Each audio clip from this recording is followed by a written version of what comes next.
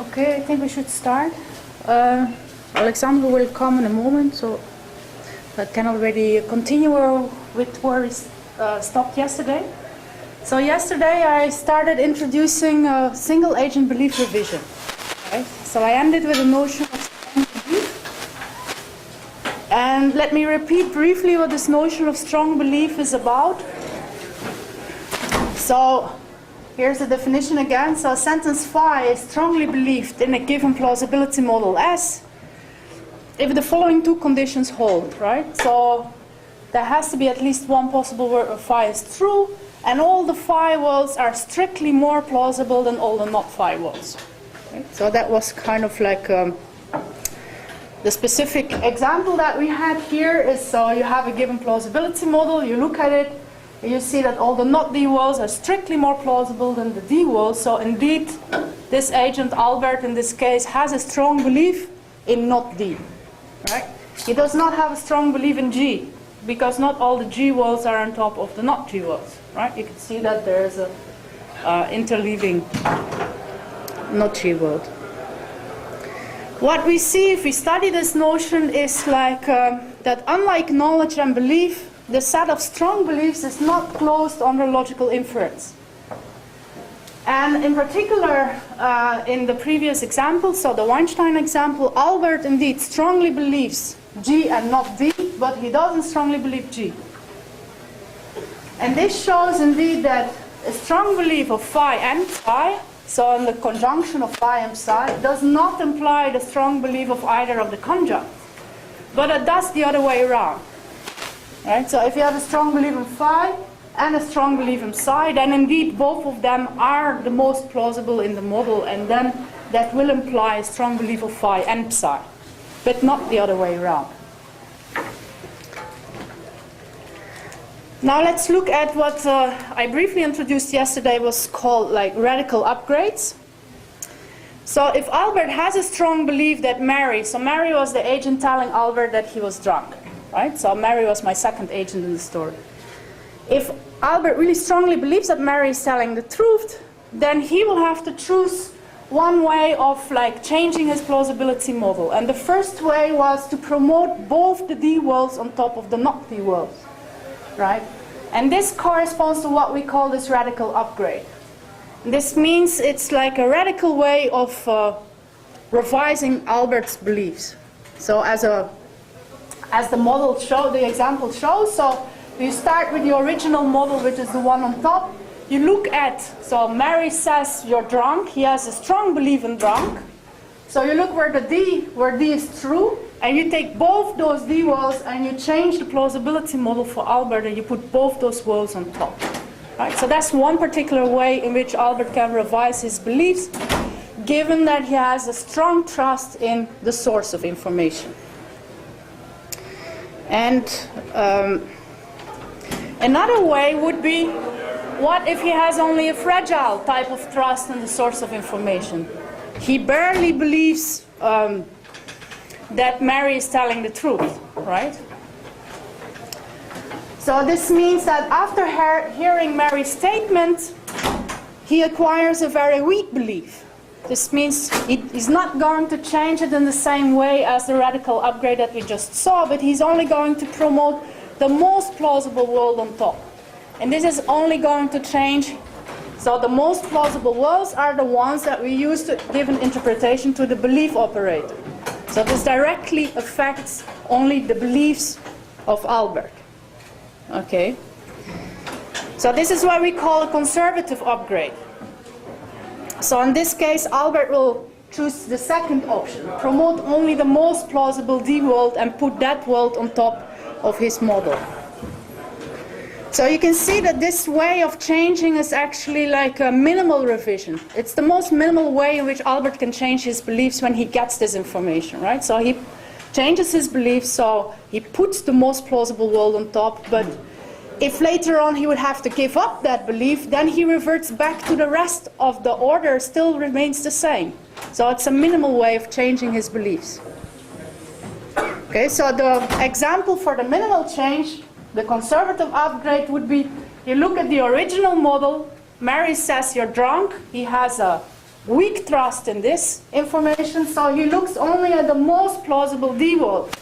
And he puts that one now on top of his order. So you can see that in this new model, so Albert believes D because it's true in the most plausible world. And conditional on G, now he will believe not D. Right? So this is a bare belief and a bare trust in the source of information. So he immediately, if he has to give up this belief, he immediately goes to not D. Right? So. Now we already saw before that if we look at hard updates, the ones that delete worlds, that those things induce knowledge. Right? So the dynamic thing that we wrote down is the dynamic operator, and that induces knowledge that phi was true before. And the before operator had to do with more sentences. Now for soft upgrades, it's slightly different. They induce beliefs, right? Not knowledge. So if you write it down with a soft upgrade operator, so instead of bang we use this up arrow phi, then that induces belief that phi was true before, but on the condition that the agent didn't know that phi was false. So you have to put this condition here in advance. Okay, so all the upgrades that we saw till now were truthful ones. So Mary was actually telling the truth. Right? So Albert was drunk in the real state of in the real world, which is one designated world in the model. So that was indeed like a upgrade with truthful information. Of course, Mary could have lied.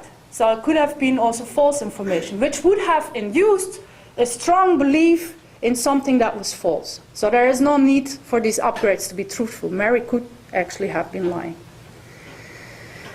One important thing to notice is that, well, what we saw yesterday was that these updates, so hard updates where we're deleting the worlds, they're closed under composition, right? But this is not the case when we do these soft upgrades. So these soft upgrades are not closed, so a sequence of these radical upgrades are not closed under composition. And how to see that? Well, you look at this example here. So we start with a stock model.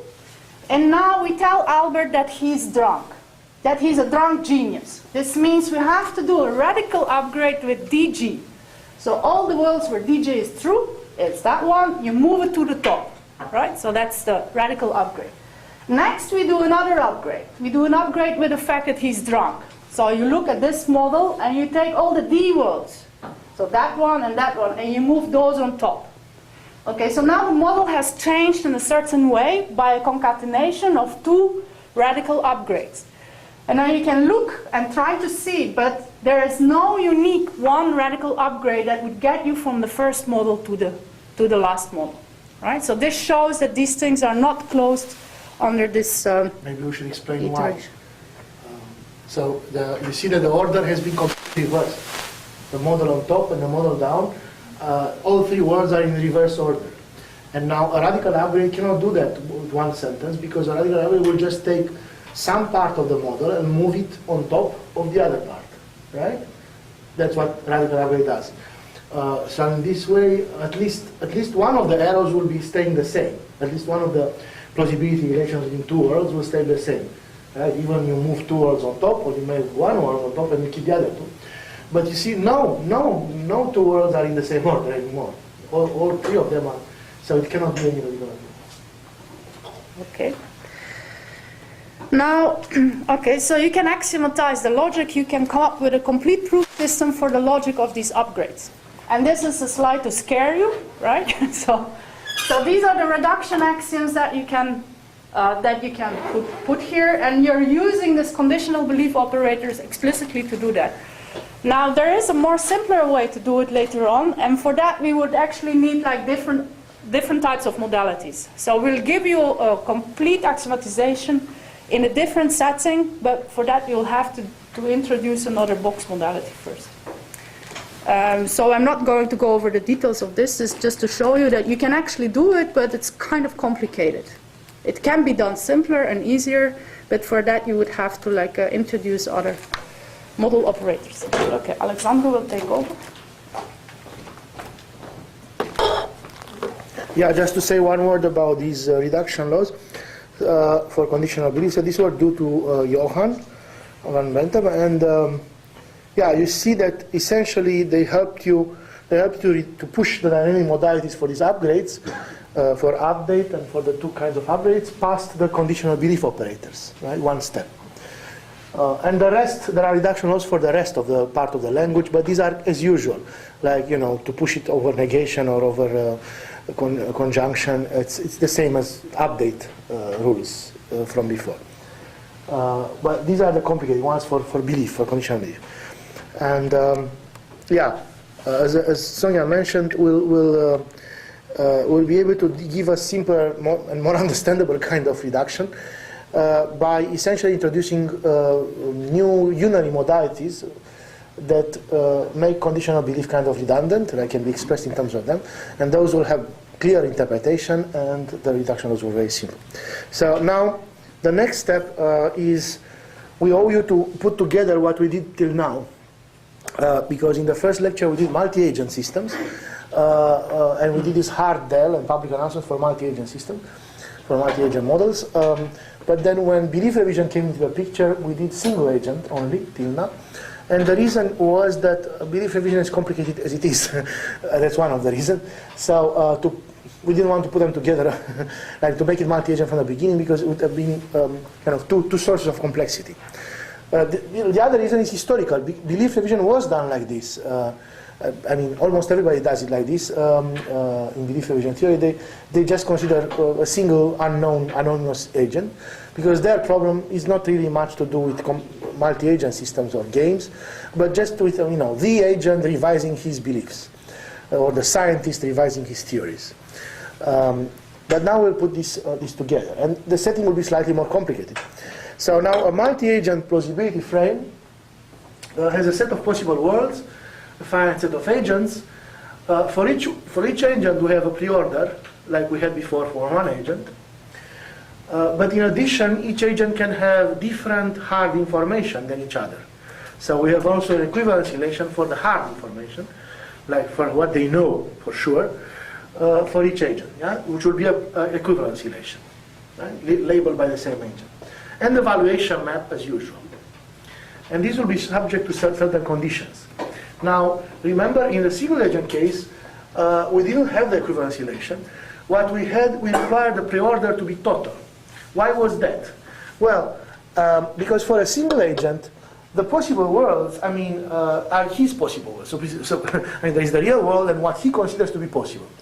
Right? So we don't need worlds that he considers to be impossible. You can put them in the model, but why put them? They are irrelevant for this particular agent, right? So in that setting, you can start from the beginning with a set of possible worlds that represent only the worlds that the agent cannot distinguish from the real one, the ones that he considers epistemically possible. And on those worlds, he's asked which ones are more plausible than which. And he has to give an answer. And the answer, essentially for each two worlds that he cannot distinguish, he has to decide whether this is more plausible or this is more plausible, or they are equally plausible. And since these are the only three possibilities allowed, the relation has to be total, right? So one way or another, he has to put the one. Now, in the multi-agent case, agents can have different hard information, right? So I may know that the real world is one of these two worlds. But Sonja may know that the real world is one of other two worlds, which have an intersection, of course, with mine, because one of them is the real world. But her possibilities might be different, right? So some worlds that are possible for me are impossible for Sonja, and the other way around. Hence, you cannot reduce the model just to the ones that I consider epistemically possible. Right?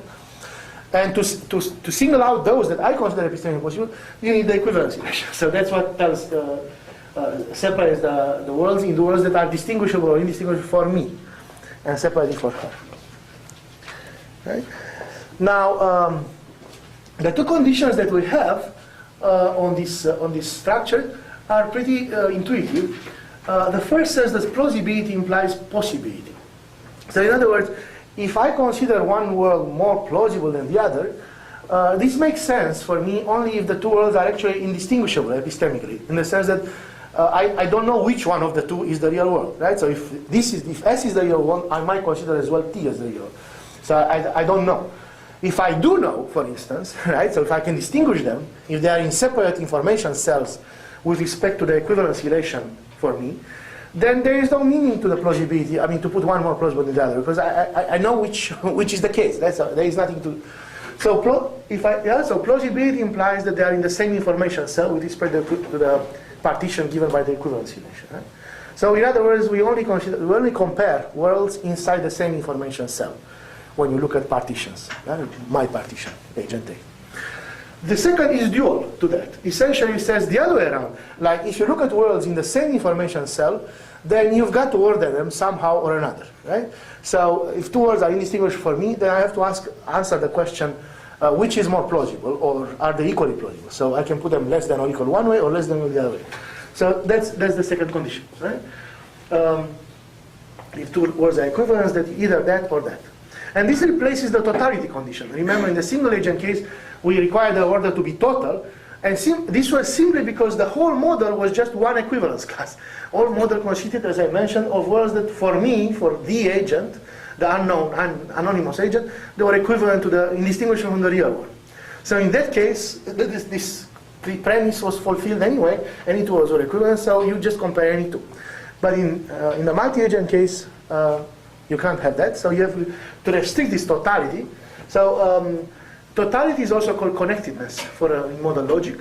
And you can see that this is a version of connectedness in which the relation is not really connected all over the model, it's only locally connected, in the sense that in each information cell, locally is connected, right, by the plausibility order. And well, just for sake of simplicity, let's consider S to be finite. In general, it's not necessary to be finite, is what Sonja mentioned in the previous part for the single agent, namely that the relation should be converse well-founded. This condition has to do with the definition of belief, or conditional belief. Remember, we define conditional belief as, or simple belief, let's say, as whatever is true in the most plausible worlds. And in order to exist such a thing like the most plausible worlds, you need this condition, right? So it's just a requirement for the definition, which, by the way, can be avoided. There is a way to define conditional belief and belief in a more general way without requiring this technical condition at all. And the logic of belief, conditional belief, knowledge is exactly the same in that case as in this case. So the logic cannot really, the model logic cannot really distinguish between, this model logic, the model logic of conditional belief, cannot really distinguish between converse well-founded models and the ones that are not. So this condition is just for simplicity, for allowing us to have simpler definitions, and historically was assumed in various versions in belief revision. It actually comes from David Lewis. It was called the limit assumption. It was slightly weaker than this. It was a more syntactic condition but this is a more semantic, stronger condition. Any questions? Yes? The third point comes from the fact that we have, or we need to have, a finite number of atomic propositions? No. It has to do with the fact that you really want, so you have a state space, and you have a proposition, which is a subset of the state space. Think of this as the condition, the hypothesis, P. And you want to say, what do you believe given P, conditional on P, right? Believe Q given P. Right? So by definition, this means Q has to be true in the most plausible P worlds. That was the definition. Now, what are the most plausible P worlds? There might be, inside P, there might be worlds that are more plausible than each other, going forward and forward, I mean, more and more plausible in an infinite chain, right? So that there is no top. So this condition rules that out. Says converse or founded essentially means there is no such infinite chain. Right? And of course, an easy way to ensure it is when the model is finite, because there can't be an infinite chain when the number of worlds is finite. But in general, for infinite case, yes. Could you give an example of sort of I understand these concepts models, but give an example of a situation where you might have that infinite upper chain? Well, I can draw it on the board. And I'm not sure we'll get to actually need them, but there are settings in which you want them. If you take Nina's course, in the last lecture, I think she might get to that. And we might also, but I'm not sure. So in learning theory, you actually need models that break this rule. I mean, if you want to learn with belief revision in learning. And an example of, I mean, just to draw formally, it's just, you know, a world, and another one is more plausible, and another one is more plausible, and the one is more plausible, and so on. So you have countably many worlds. Let's label them 1, 2, 3, 4, n, and they keep going. And some propositions just to individualize, like P1 is true here, P2 is true here, P3 is true here, P4, P blah, blah, blah. And they go forever. So there is no one most plausible world. Right? And these funny things happen here, because if you, so belief can be still defined in a certain way, but have not the definition that we're using, because that assumes that you have the most plausible world. But it can be defined in a certain way, in such a way that all the rules of conditional belief logic still are maintained. And in particular, belief is consistent. But in a different sense, it is globally inconsistent. Because what belief will mean here in such a model will be, you believe something is, if it's true, not in the most plausible words, but in all the words plausible enough. So in other words, you believe phi, if phi is true from some threshold further. So from some possible world, all the one more plausible, or at least as plausible as that one, satisfy phi. So if there exists a world such that all the worlds more plausible than it satisfy phi, then you believe phi, right? But then essentially you see what, so for instance, you believe the set of, I mean, the set that starts from here, you also believe the set that starts from here, you also believe the set from here, but you don't believe the conjunction of all these sets, because the conjunction, the intersection of these sets is empty. There is nothing left. So it's like globally, or what's called omega inconsistent beliefs. So the family of beliefs, of things that you believe as a set, as an infinite set, is inconsistent in a sense. Although any two of them, or any finitely many of them, are consistent. So in particular, you don't have any problems with logic, doxastic logic, the axiom these. But it's something weird, right? So you see that there is some weirdness in this kind of. So that's why we rule them out, if possible. But there are situations which is not possible, yes. In addition to being converse well-founded, is it well-founded? Does it also converge on the least plausible end? Can you repeat? In addition to being converse well-founded, is it just well-founded and that on the least plausible? That's not necessary, right? So converse well-founded means, well, this, right? There are no infinite chains in that direction. But infinite changes in the other direction, well, those don't matter for us because they are not used in the semantics. I mean, if you would have infinite less and less plausible worlds, then that would not bother us for the, and we don't use them. Conditional beliefs definition don't use them, nobody doesn't use them. So who cares? Because essentially, yeah, you don't look, so to speak, you don't care about what's less plausible, you care about what's more. That's where beliefs come into play. I mean, beliefs and conditional beliefs have to do with what's more plausible, or the most, or, you know, more and more. But yeah, I mean, in the finite case, they're both true, of course. So. Okay, let me move on. Now, it turns out that the nice thing is that the conditions that we put, the two conditions that I put, local connectedness and the other one, together imply, or they are equivalent, in fact, that the fact that the equivalence relation for each agent, the indistinguishability relation, is nothing but the comparability relation.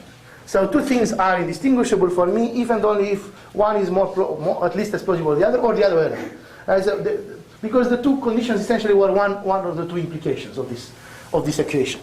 So essentially putting them together, it's like saying, I don't really need in my model the equivalence relation. It was just a device to explain things nicer and to make the condition more, to sell them or to understand them.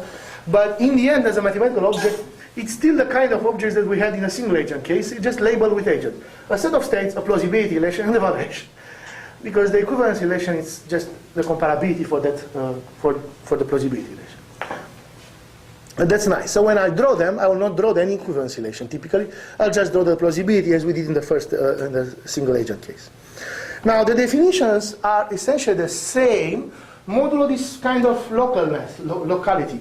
So knowledge now is the real thing, right? Knowledge in in the single agent case was just quantified over all possible states. It's like phi is true everywhere. But the underlying reason was that we thought of those possible states as the one that the agent considers possible, in other words, the one agent. In other words, that they were actually the ones that are indistinguishable from him, from the real one. We deleted the others from the beginning, so to speak. As I mentioned, in the multi-agent case, we can't do that because different agents have different possibilities, different hard information. Hence, we have to essentially quantify locally only over the information cell of the agent. And this is essentially the definition we had back in the first lecture. So knowledge of phi by agent A holds at S if and only phi is true at all the states indistinguishable from S by agent A. So in all the states in that information cell. So that's standard. A similar thing happens with the belief. So if you want to take, so to say, okay, phi is believed by agent A as state S, the definition in the single agent case said was that in the single agent case actually the S didn't matter, the real state, because the beliefs were the same everywhere. So essentially were defined in terms of what is the most plausible world. Okay, if phi is true at most plausible worlds, all of them, then you believe it. That's it. So the real world didn't matter. Now, the most plausible worlds globally don't make any sense because the state space is divided into information cells, and the agent knows that he's in this one, right? In this one, in the set of all worlds that are indistinguishable for him from the state S. Skip the P for a moment. So as a result, he has to look at the most plausible worlds in that information cell, right? And only those are comparable anyway with the real one. So he looks at the most plausible worlds in that information cell, so the top of the information cell, and phi has to be true there in all those, and that's his belief. And conditional belief is similarly just conditionalized. So you conditionalize on some set P, then you look at the most plausible P worlds, right, in your information set. So all the most plausible P worlds that are indistinguishable for you from the real world S have to satisfy phi. And if they do, you believe phi given P. So this is the natural modification of the single agent definition for the multi-agent case. All right, so now let's add Mary Curry to the Weinstein story. By the way, I'm wearing the Weinstein story. I'm not sure you not noticed it, but and it has a very nice command for you. How to become perfect logicians. All right, so remember Professor Mary Curry. She's the best friend, and she's pretty sure that Albert was drunk, and so on. We also assume that she's completely indifferent with respect to Albert's genius. I mean, she considers Albert being a genius as equally plausible him not being a genius. And having a philosophical mind, Mary Curry, although she's pretty convinced that he's drunk because all the signs are there, still considers the possibility that she might be wrong, because symptoms can be simulated. Maybe he pretends to be there. So she doesn't exclude any of the 4 Boolean combinations, including the not drunk ones. Right? So, but she considers drunk more plausible than not drunk, right? Because she believes he's drunk. So the drunk worlds are both on top, as you see, on more plausible, strictly more plausible than the non-drunk ones. And in the 2 zones, drunk and non-drunk, the G and not G are for her equally plausible. So she doesn't have an opinion on genius. That's Mary's model. Right? So we have 2 single agent models now. The original one, the one for Albert that Sonja described, and the one for Mary. So how to combine them together? That's one way that we can combine them together. Essentially the simplest way. Right? You just put them, the 4 worlds, and put the arrows.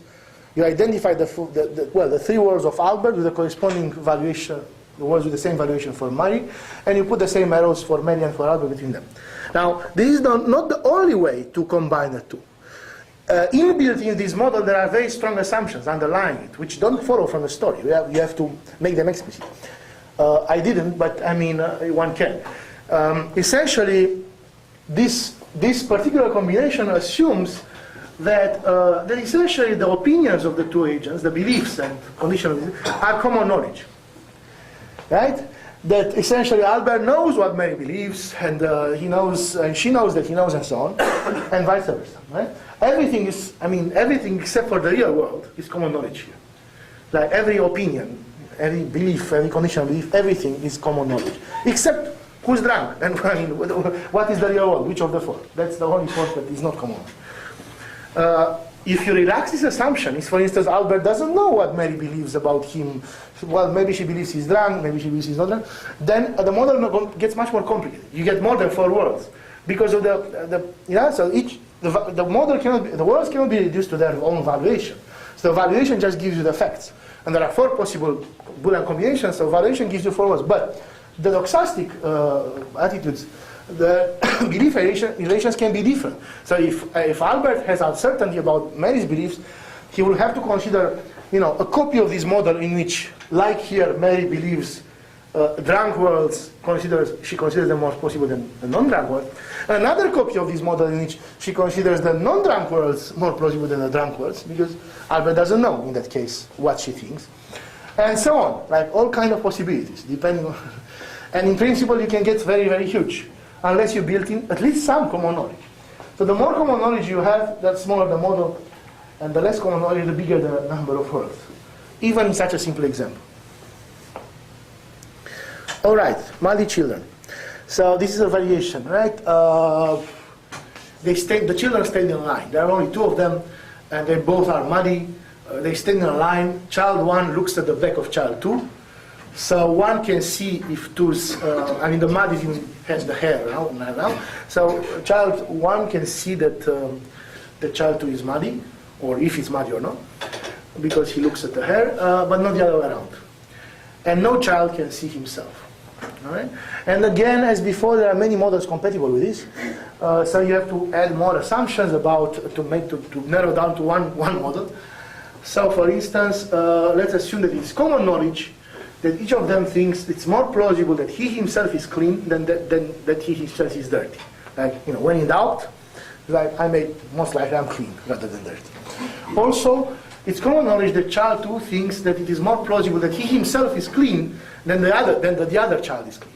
Right? This question, by the way, only raises for child 2, because for child 1 he knows that the other one is dirty. So there is no comparison to be done there. But for child 2, he doesn't know. Child 2 doesn't know anything about who is dirty, in principle, because he doesn't see anybody, including himself. So he has to consider possibilities, and he orders them in this way. That's the assumption. And then you get this model, in which now I represented by dotted arrows the child 1 plausibility, and continuous arrows child 2 plausibility. And remember, we recover the equivalence relations from the arrows. How do you recover them? Just forget about the direction of an arrow, and close the arrow under, well, it's already implicit in these drawings that always our arrows are closed under transitivity and reflexivity, because they are pre-orders. So that's why we don't draw the loops or the transitive combinations of the arrows. But each type of arrow has to be there. But so to get the equivalence relation, just forget the direction. So say, for instance, for child 2, continuous arrows, you see if you drop the direction, you see that all 4 worlds are indistinguishable. Well, this is because he doesn't know who is dirty or who is not. He doesn't see himself, doesn't see the other one, so they are all possible for him. While child 1 can distinguish some worlds, because he only has indistinguishability between DD and CD, and also between DC and CC. Why is that? Because he sees the other child. So if the other child is dirty, he knows he's dirty. He only considers those two possibilities. If the other child is clean, he knows. This one knows he's clean. So information partition for child 1 consists of 2 cells, while for child 2 is the whole model is one big cell. Equivalence class. And the red is the real world in this case.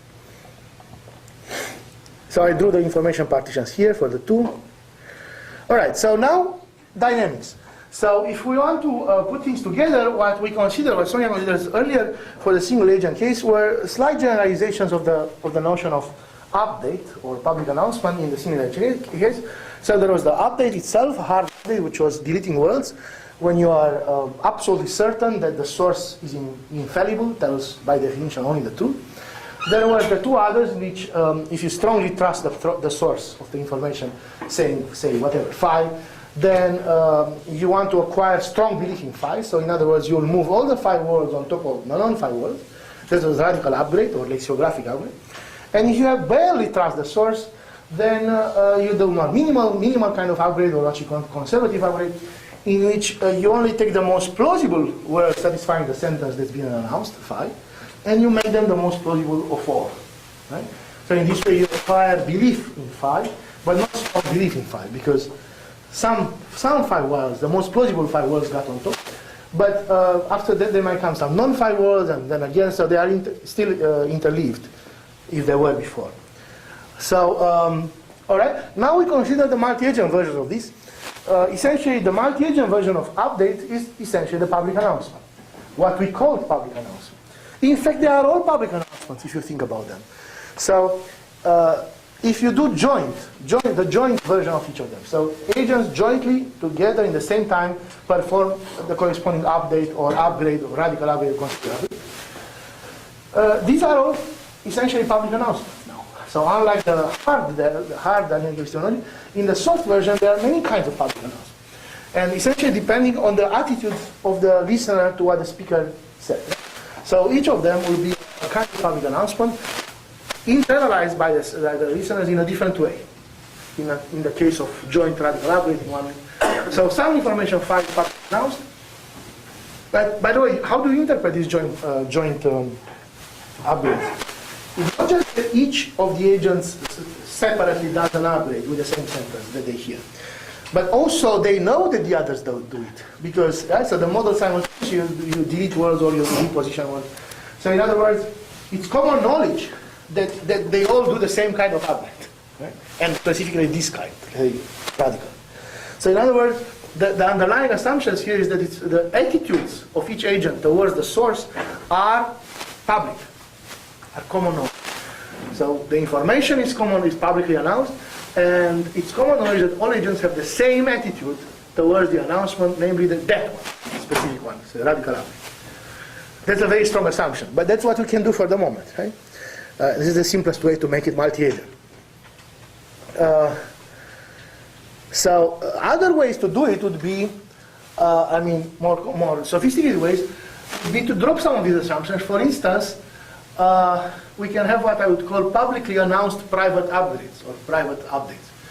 So, this means, for instance, one agent updates or upgrades in a certain way with phi, and everybody knows that he does this. So it's public, it's like his attitude is known to everybody. But the others don't have the same attitude. The others essentially refuse to revise because they don't trust the source. So they all know that he trusts the source in this particular sense of trusting, but they don't trust. The others don't trust the source. So they just don't update at all. So that's why it's private. It's a private announcement. It's a it's a public announcement. It's a private updating or upgrading by one guy. But so to speak, it's common knowledge that he does that. So that's why it's publicly announced private upgrade. And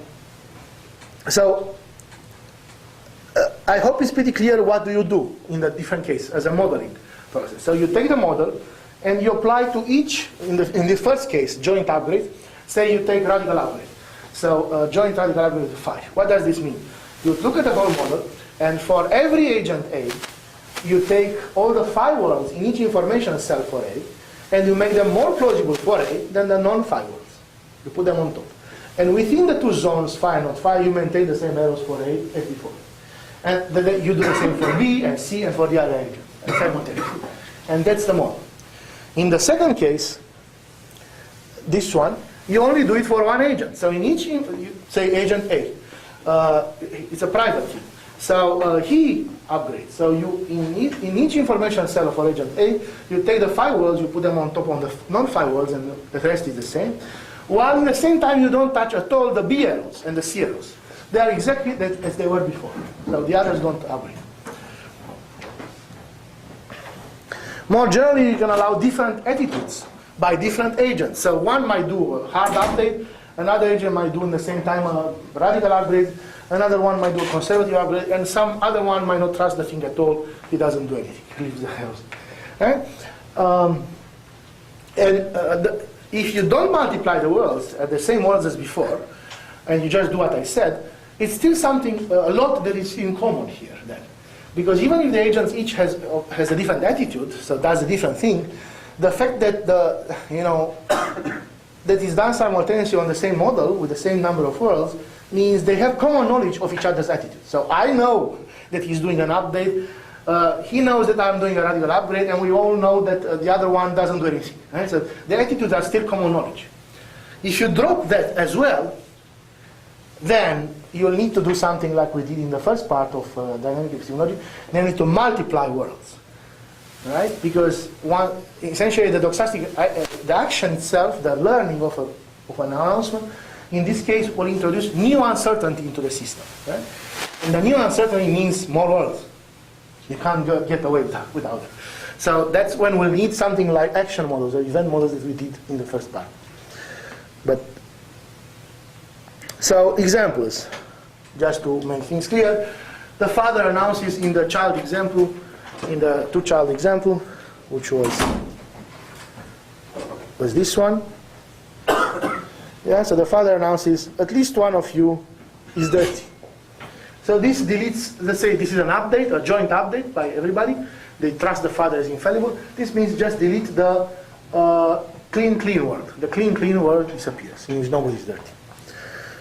Suppose, the father is the infallible guy, but maybe an older sister who is very trusted, highly trusted, strongly trusted, but not infallible, says the same thing. At least one of you is dirty.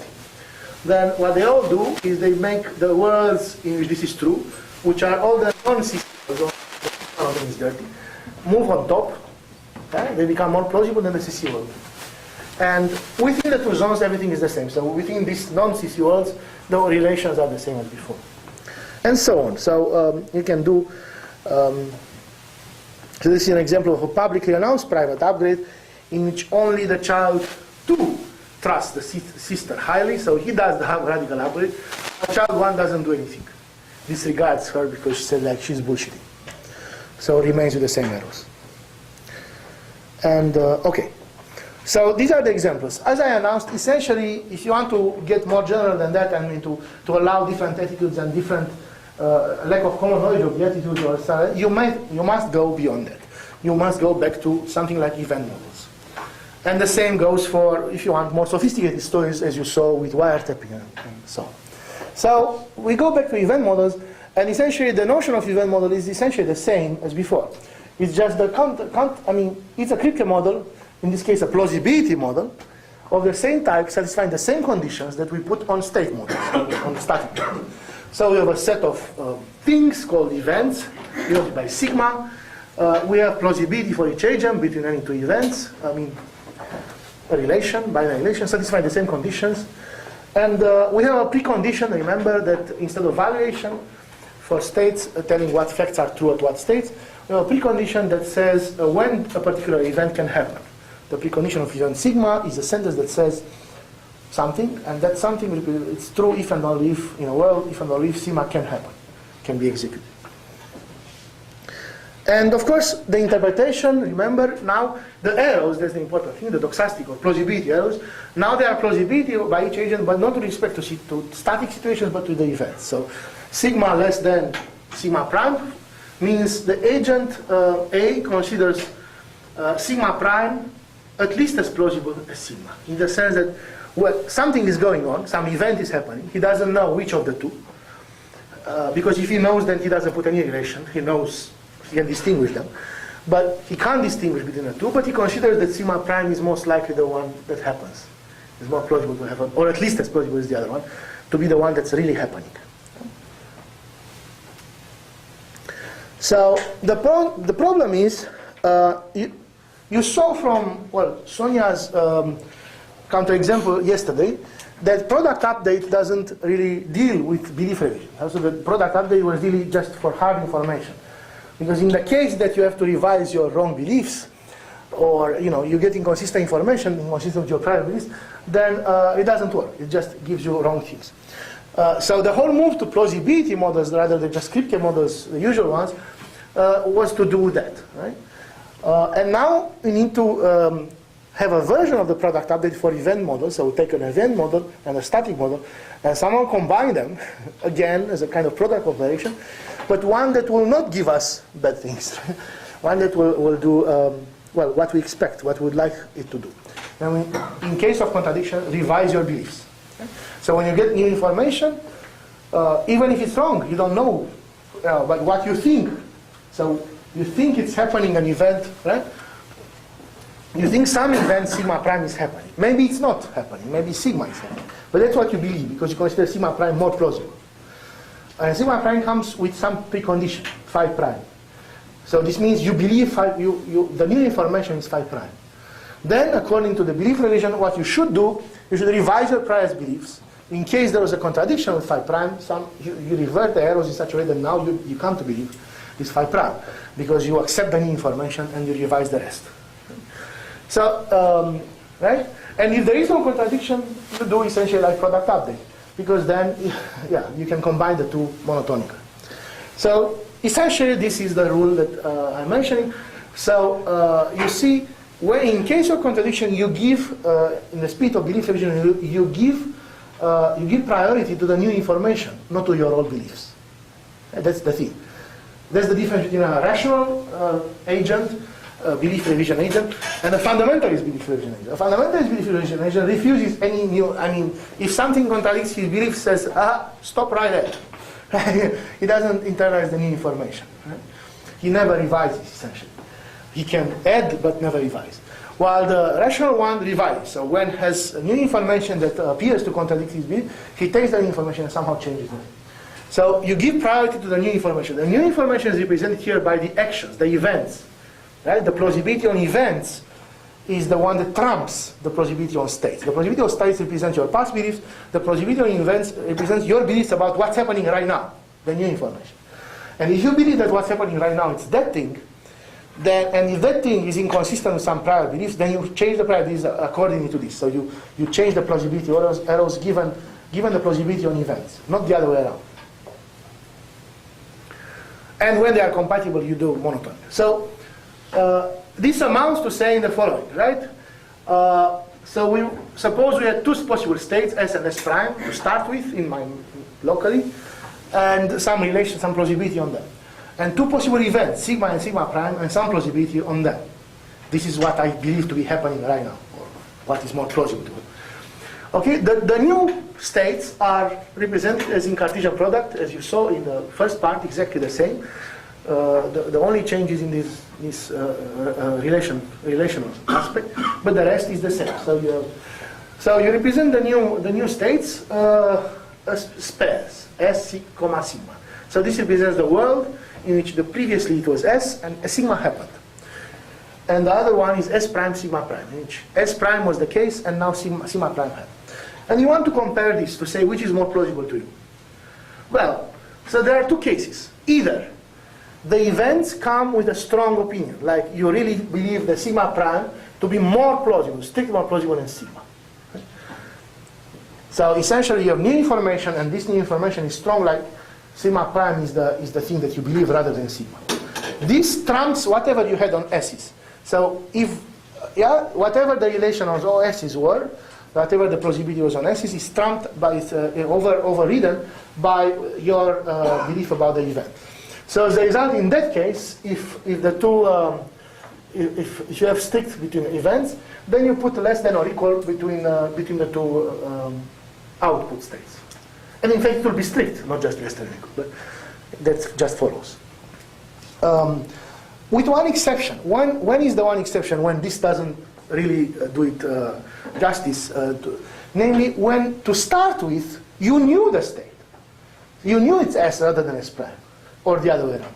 In other words, when the states were not distinguishable, were distinguishable, right? When they were not equivalent for you. If they are distinguishable, this means you had already hard information about the states, namely there is this rather than that.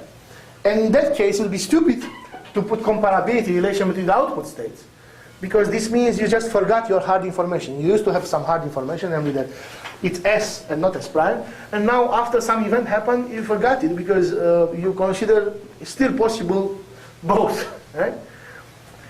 So in the spirit of perfect recall, what I just said has to be, taken cum grano salis. Like, so essentially, only when the two states were equivalent, indistinguishable to start with, then the events are one more plausible than the other one. Then you declare the outputs to be that one more plausible than this one, right? So essentially, giving priority to the events. Well, for instance, if the states were not indistinguishable, were distinguishable, then the whole thing is distinguishable. So I don't put any relation in that case. All right, so this is the first case, right? The case in which the new information, the new event, comes with a strong opinion, comes like I really believe one rather than the other, this strict plausibility. Now, the other possibility is that the new events don't tell me much, right? So if the two events, sigma and sigma prime, are equally, this is the sign for equally plausible.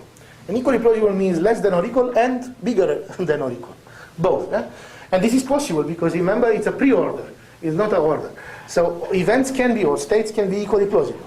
So if the two events are equally plausible, then essentially you have no opinion of which is which. I mean, they're not only indistinguishable, but you really don't have any belief that it's one other than the other one. Then what should be your plausibility on the output states? Well, it should be given by the plausibility that you had already on the input states. You just keep your belief, so to speak, essentially, your plausibility, so to speak, because you're conservative. So, so you do belief revision only when it's forced by the new information, and when it's not, you just keep your plausibility. This is the action priority rule. Right? So it's another rule to be put on the Cartesian product instead of the one that we had before. And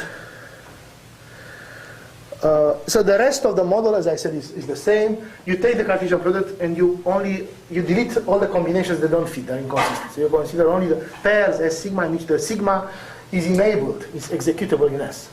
In other words, the precondition of sigma is true at S. And the valuation, as before, is given always by the first component because the effects do not change, the ontic effects. So it's given by the first component. So, yeah, I kind of mentioned the interpretation. Here it's a slide, more about that. Yeah, the past beliefs are revised by the current beliefs and not the other way around. That's why you give priority to the new events, to the belief about the new events, so to speak. By the way, the product update is a special case of this. Why is that? Well, if it's different in different ways. You can say this in more than one way. So one thing is any plausibility induces an equivalence relation, right? Remember the equivalence relation being if the comparability relation. Yeah, that's the epistemic indistinguishability is given by the comparability relation, less than or equal or the other way around. So if you look, what is the comparability relation on the product? Yeah, well, less than or equal or the other way around here. And if you compute, essentially it equivalents to doing product update of the two comparability relations on the two states. So in other words, the outputs are indistinguishable if the inputs were indistinguishable and the two events are indistinguishable. So that's a product update. But it's product update only with respect to the equivalence relations, to the hard information, right? What you really know. So in that respect, it's monotonic, right? So we just accumulate what you know with what you learn more. While with respect to beliefs, to plausibility is not. It's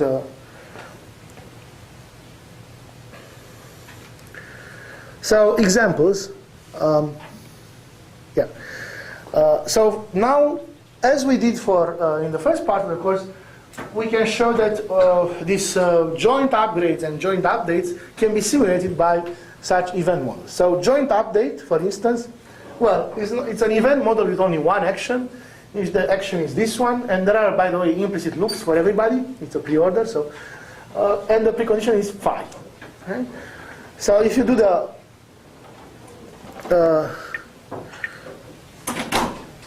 I didn't touch anything. Oh, I think my computer is touching the screen. All right, my cable.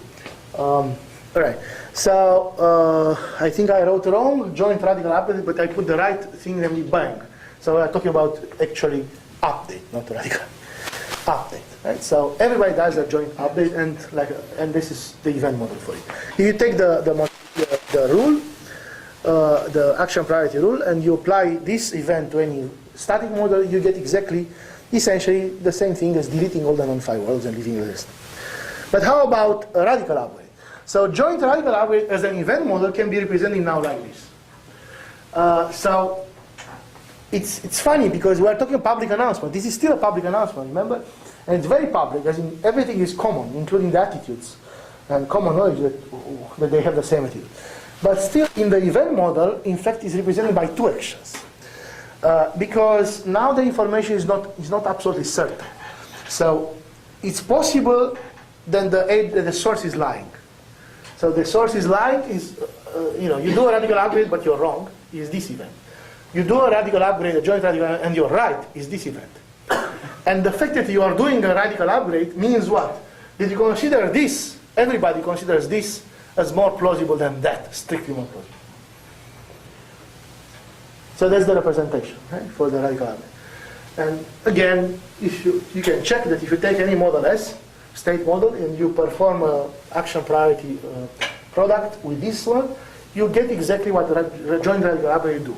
All the phi worlds become more plausible than all the non-phi worlds within each information cell for each agent.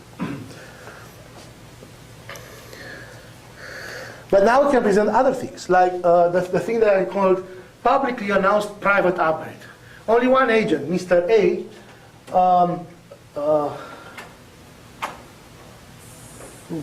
that's a typo, I think. Yeah. Only one agent, Mr. A, upgrades with phi. So the arrow for Mr. A should be the other way around, should go from non-phi to phi. Because it's as before, he does a radical aberrate. So considers the phi event more plausible than a non-phi event. While everybody else doesn't do anything, so they consider equally plausible both events. You have double arrow for B's. And again, the fact there are only these two events in the event model represents the underlying assumptions that all these attitudes are common knowledge. That B knows that A trusts the source, and A knows that B doesn't trust the source. I mean, that's considered equally plausible, lying and truth, and so on. So this is only inbuilt in the fact that there are only two events here. And again, if you take the product with this and any model, you do exactly what publicly announced private aberrate should do. How about fully private announcements, like cheating, secret announcements? Remember the cheating scenario from the first lecture. There was a referee that threw a coin, got it in his palm, and he says, "See, I didn't look, nobody looked." Nobody knows if there is the coin's heads up or tails up. In reality, he took a peek very quickly, and nobody suspects this. So this was the cheating. He learned privately something. And the then event model that we used in the first lecture to represent this was this. C took a peek, that's the event on top. He saw a head, that's why it's condition. He knew what he's doing, so that's a look for him. While the others didn't even suspect, so what they arrow is a different event, and the event in which nothing happens. And nothing happens is transparent to everybody, they all see it, so it looks for everybody. And nothing happens, can always happen. So the precondition is true, tautology. So this was the event model. And by taking the aberrate product of the original situation, if nobody knows head or tail, we have arrows for everybody. With this, we got that. This reflected the agent's beliefs after the cheating action essentially correctly. But now, what I claim is now we can't do that. First, even here, when there was no problem with beliefs. Think about plausibility or conditional beliefs. If you think about plausibility, this model doesn't necessarily represents the beliefs of the agent correctly, but not the other things, like conditional beliefs or plausibility, or at least not necessarily so. Because think of what would happen if you tell them now, to A and B, the outsiders, that Mr. C took a peek. Right? What will they believe next? So you tell them, look, they took a peek, and he took a peek and he saw the coin. This means these two worlds are erased from the picture. By this modeling, immediately the outsiders get to know that the coin is heads up. How come? Where does this information go? So they know, the only thing they should know is that C knows whether it's head or tail correctly, but not what he knows. Not that he knows that it's head up. Why would they get that from there? So this modeling is not, and it's induced by the fact that in this event, so if you think in terms of plausibility, in terms of beliefs, yes, A and B think nothing is happening. But if you tell them that's not the case, that something is happening, like for instance that the guy is taking a peek, then the only other event in the model is this one. So namely taking a peek and seeing a head, which is not what it should be. Right? Because there are other possibilities. You might have taken a peek and see a tail, for all that they care. So for him to correct the event plausibility model to allow for more possibilities. And by the way, there is not a unique way because it depends on the story. So you have to tell me what are the possibilities. So what are the other possibilities that they consider possible, that they allow? And clearly they should allow if they are told that he took a peek, or rather that it's not the case that nothing happened. Yeah, they should allow that Charles took a peek and saw a head. They should allow that Charles took a peek and saw a tail. So at least these two actions. But maybe many other things, because why would they conclude that he took a peek when you tell them something happened? Maybe they should conclude that, you know, he died, or whatever, did some other secret thing. But let's assume that's not the case, because of course, otherwise there are infinitely many possibilities to put in our model. So in any given situation, we should decide what are the alternatives, the relevant alternatives. And that's important from a philosophical and also applied point of view, that in a way it's your job as a modeler to correctly figure out the relevant alternatives. Your agents are just, you know, formal things, and they will get the wrong beliefs by revision due to you, to putting the wrong or insufficient relevant alternative in the model. Because they can only do belief revision with respect to that model. Right? So they will figure out other possible worlds, changing their beliefs, but within that model anyway. Right? So you have to come up with the relevant alternatives for them. So in this case, for instance, the assumption that the only possibilities are the following: either nothing happened, or Charles takes a peek and sees a coin heads up, or Charles takes a peek and sees tails up. Let's assume it, and then it's inbuilt in this event model. It's an event model with only 3 actions. And it's the natural modification of the one we had. The one we had was this.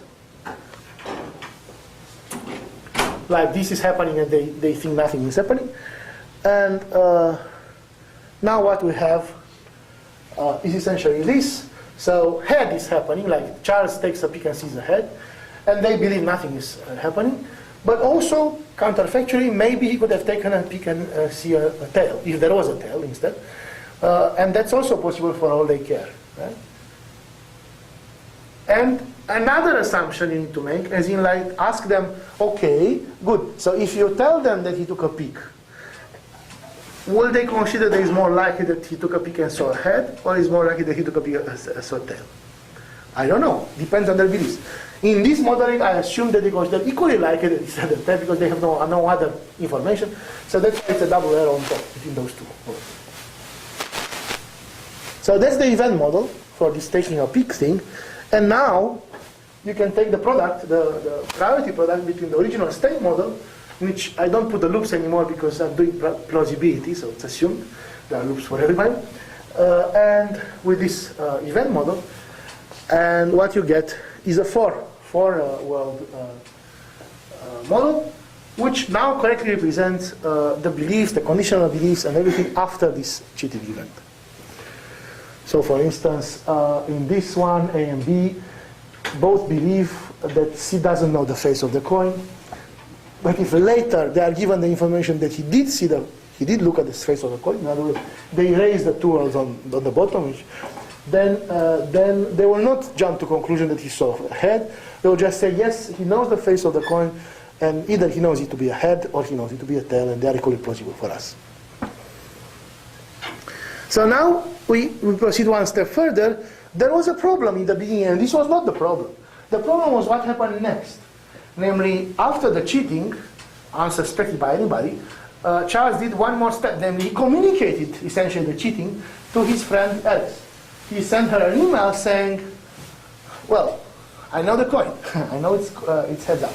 And that's the part that crashed the model, because it essentially drove Alice to madness, because by the product date, she had no worlds left in her scope of Ferreros, so she believed everything.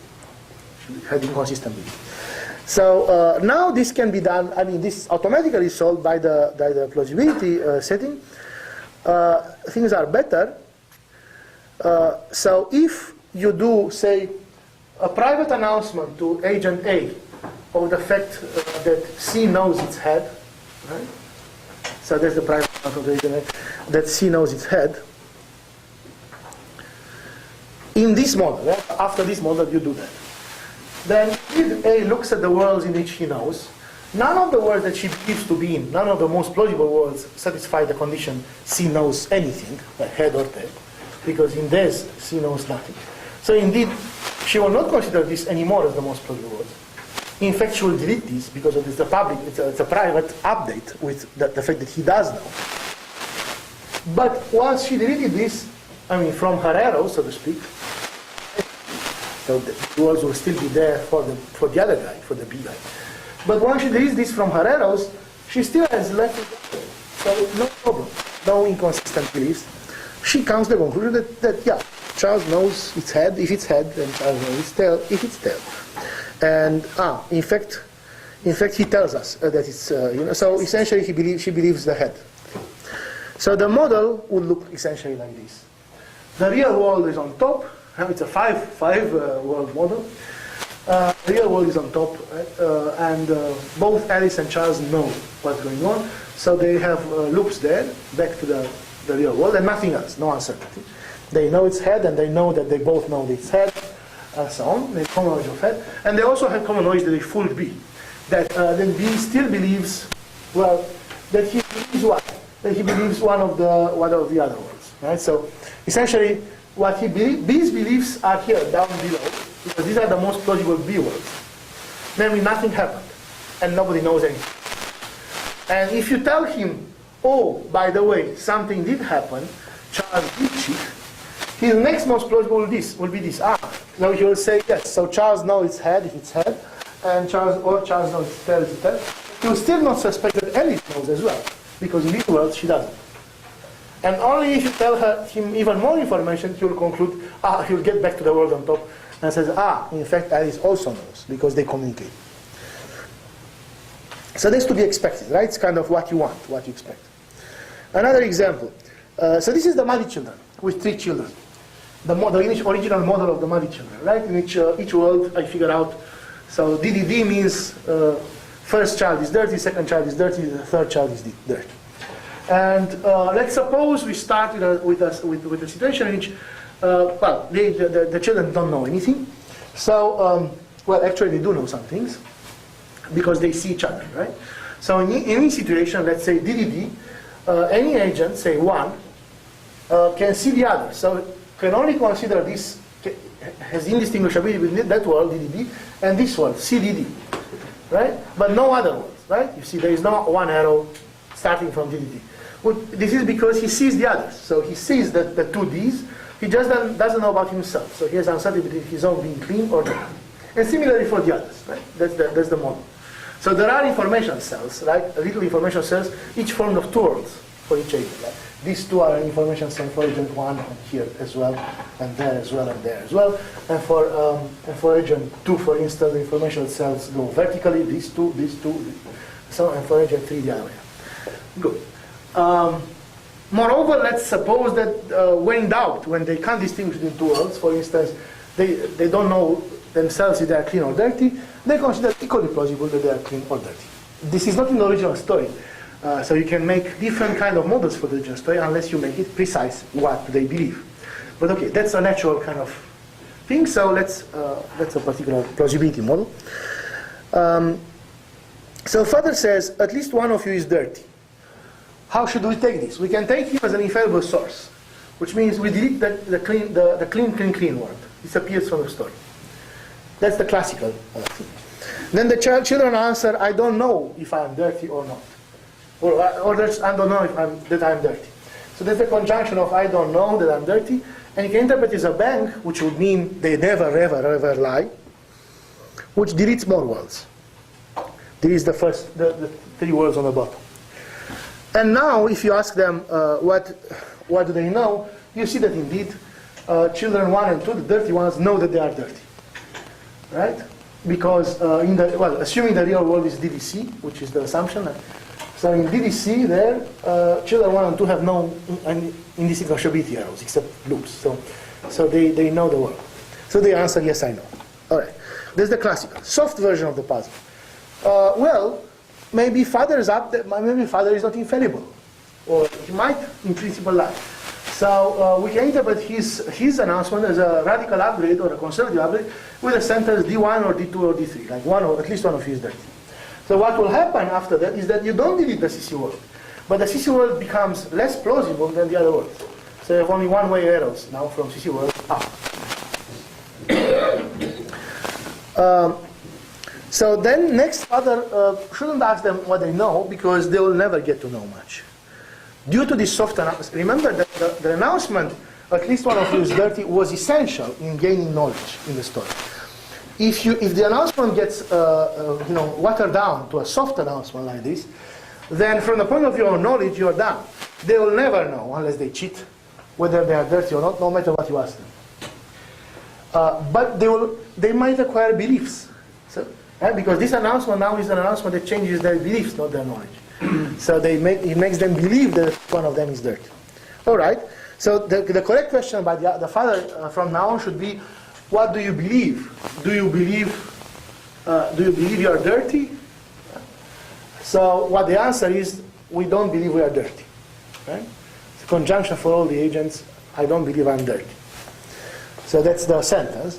And you can take radical or conservative upgrades for this sentence, corresponding to the idea that the children also, might get it wrong, might lie sometimes. So you do that. What this will do is, remember the world on the bottom became less plausible than the others. Now the worlds on the next line also become less plausible than the upper world. Because those are the words in which the sentence that is being announced is false, in which somebody does believe that he's dirty. Right? Right? Because already in the previous model, here, no.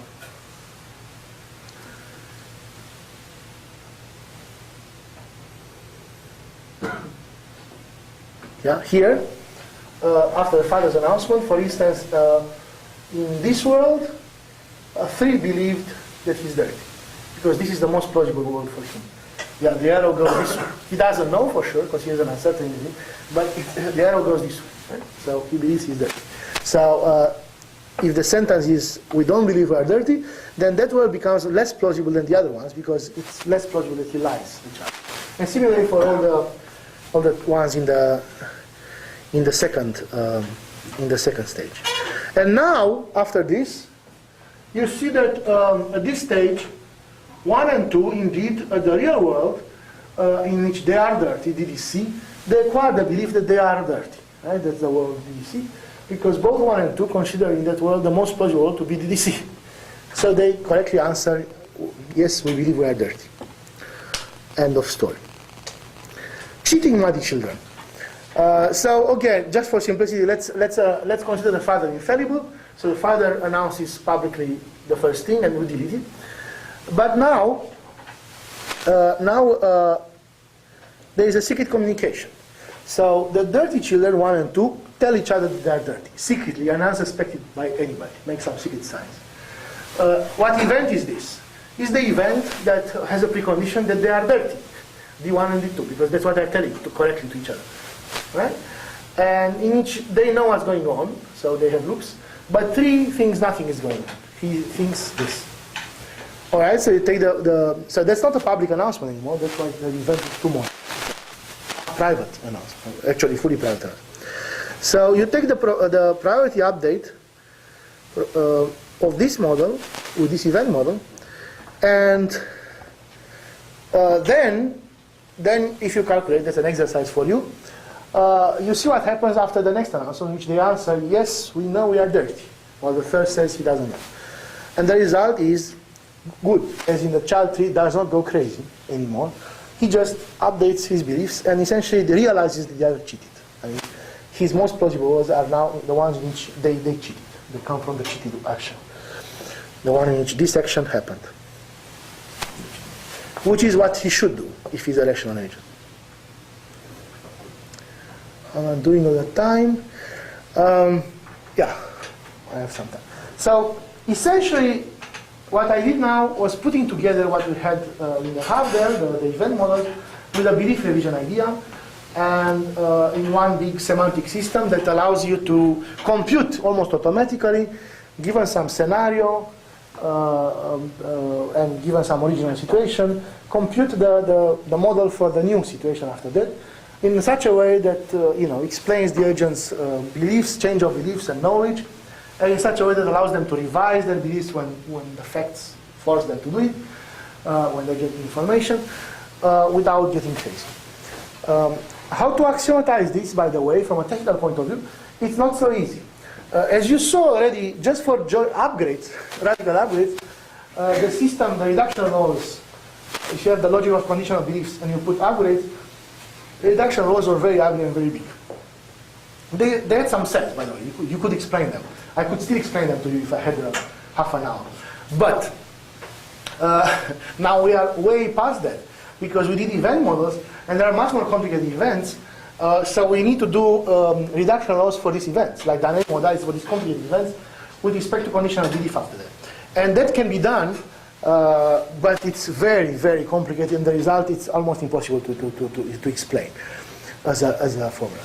So what we did at some point, just out of thought by technical problem of having a nice system, we came up with some unary modalities that replace the conditional belief in such a way that conditional belief can be defined in terms of something more basic. One of them was K, knowledge, and the other one was also knowledge, in a sense, although we called it safe belief. So it's like we have kind of two kinds of knowledge, both unary modalities, very simple, very K-like, such that conditional belief, which is a complicated thing, can be defined in terms of them, and in fact everything else that we did can be defined, like strong beliefs, everything. And the reduction laws for these basic modalities were much simpler, because knowledge, in a sense, is simpler than belief. Why is knowledge more simple than belief? Well, that has to do with the nature of knowledge, and that's a big problem in epistemology. So let's look a little bit at it. So till now, we called knowledge all the time the S5 kind of knowledge, the one given by partition or equivalence relation, the one that's absolutely certain, the one that is always introspective, positively and negatively introspective, and the one that essentially cannot be revised. Only the beliefs were revised. This was not revised. It was just cumulative, monotonically new knowledge, but never revised. Now, for computer scientists and economists, this is knowledge, essentially. And this is the standard concept. On the other hand, it's not a thing that they actually need in many situations. So, for instance, in game theory, and I hope we get there by the end of this course, well, in the last lecture, we'll do some game theory, at least. In game theory, people argued against Aumann that knowledge is an irrelevant concept. That should do epistemic game theory without knowledge, only with beliefs, interpreted probabilistically, essentially, because that's how it is. And the reason was that the assumptions involving knowledge were essentially incredible. They were not realistic. Like common knowledge of rationality, for instance, the standard postulate in game theory. If you interpret knowledge in this S5 sense, essentially means that we have absolute certainty, God-given certainty, that everybody is rational. Certainty that the others have, and so on. And that's unrevisable. Like no matter what would happen, we'll keep this certainty. Even we see them behaving irrationally, which is kind of crazy. So people replace this by various belief conditions. On the other hand, people in epistemology don't even call S5 knowledge. They don't think this is a knowledge. So if I give a talk to them, I should use a different letter than K. And if I want to talk about K in this sense, the S5, I should call it maybe information.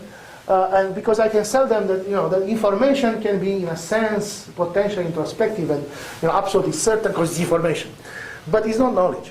Because they look at these kind of day-to-day situations or situations in science, in experimental science, and in that sense, in the sense of S5, we almost never know anything in such an absolutely certain and irrevocable way. So for them, this is not a good concept of knowledge. And the question was, of course, what is a good concept of knowledge? So you would like a concept of knowledge that is less than absolutely certain, so it's more fluid and possibly revisable in case of you get an error, but not as fluid as belief, because that's very revisable. That's too revisable. Belief is something that you just have it and then you don't. And there is a quote. Do I have the quote? This is the quote of Plato in Meno. He says more or less what I just said. Let's see what he says. True beliefs, so I'm talking about beliefs, but true beliefs, are a fine thing and altogether good in their effect so long as they stay with you. But they won't willingly stay long. Instead, run away from a person's soul So they are not worth much, true beliefs, until one ties them down by reasoning out the explanation. And when you do this, when you tie them down, then for one thing they become items of knowledge rather than just belief. And for another thing they become permanent. And that's what makes knowledge more valuable than true belief. And the way knowledge differs from true belief is by being tied down. So the usual interpretation, I mean the old interpretation of this quote, that Plato claims here that knowledge is nothing but true belief plus tying down, and tying down would be like a justification for it, like true justified belief. But this neglects all that Plato has to say here about permanence. There is something about permanence, the fact that the important thing is that to have true beliefs that don't run away very quickly from you. And we need to understand, so let's keep the justification part, because I hope we'll do something about justification by the end of the course, but that's not my problem right now. The important thing is the permanence. The permanence was neglected here, and in this identification of knowledge with true justified being. And the permanence is important because this is what explained famous counterexamples to the equation knowledge equals true justified belief in an old paper of Gettier, very short and very famous. Counterexamples that suggest that that equation cannot hold. And by the way, we already have a counterexample. Should I put a drawing? No, well, it's my Weinstein story. So Weinstein has a true belief that he's a genius. He's a genius and he believes it. By the way, it's also rather well justified. If you look at the story, it's a justification there. It's like, I feel I'm a genius. There are two possible rational explanations for this. Either I'm drunk, because that makes me feel like that, or I'm a genius. I don't feel drunk. I don't see any drunkenness. Hence, I must be a genius. So that's his justification. Pretty good. And he's right. He's a genius. However, intuitively he doesn't know that he's a genius. Well, he doesn't know in the case sense, for sure, because in the plausibility model there were worlds in which he was not a genius. So it's not true in all his points. So he doesn't know in this strong sense. But he doesn't know even in a weaker sense. Namely, his belief that he's a genius is very, very fragile. It's enough for Mary Curie to tell him, look man, you're drunk. And enough, which is true, by the way. It's a true fact. So he learns a new true fact, that he's drunk. And immediately given that, what he does in the plausibility model is so he loses his belief in genius. He believes now that he's a drunk non-genius. So his correct belief in genius is essentially very easily overridden with all its justification by one more true fact. So you don't want that. Knowledge cannot be that fragile. Knowledge has to be at least resisting to some new information that is correct. So that's the idea, that one possible way to solve this whole problem of knowledge that was championed by a number of people is to add some kind of permanence or robustness of belief. I got some quotes here. And it depends now, robustness in what sense? Because you can insist that it's absolutely robust belief, like believe that you'll never revise. But that's a bit too strong, because that essentially corresponds to our K notion. The only thing in this plausibility model is that you never revise is the K thing. Like, it's true in all possible worlds that you consider possible, and that's the end. That you cannot revise in any situation. But that's rather so let's call this version of robustness, absolute robustness, irrevocable knowledge. So K is irrevocable knowledge. And it's also infallible, but it's because it's irrevocable. Now, and it's irrevocable in a technical sense as well. This equivalence tells you why. K holds at a state for an agent, K phi, if and only if he believes phi, given any condition, right? In any condition. It was actually, by the way, one of the axioms in the system of CDL that Sonja presented. Essentially says one of the implications. But semantically, this is true. You just look at the model, and this says that K is irrevocable knowledge. Knowledge that you believe, the kind of things that you believe and you'll always believe no matter what you learn. No, what period you learn. As I said, this is a bit too strong. Now, there is the so-called diffeasibility theory of knowledge, championed by a number of people. Lehrer is the most common associated with it. Takes a more toned down notion of permanence. And well, the diffeasibility also, it's a bit complicated because it's to do with justification. So I want to delete the justification from my explanation now. So I call it following rote the stability theory of knowledge. So the stability theory of knowledge is the diffeasibility theory without the justification part. So essentially, stability theory says the following. You know something, when you believe it, and you'd continue to believe it no matter what new true fact you learn. So if somebody gives you new true information, you don't give up your belief in fact so easily. So in that sense, Einstein did not know he's a genius, not because it wasn't true in all possible worlds, that's too much to ask, but because it was so fragile that one true information dispelled his belief.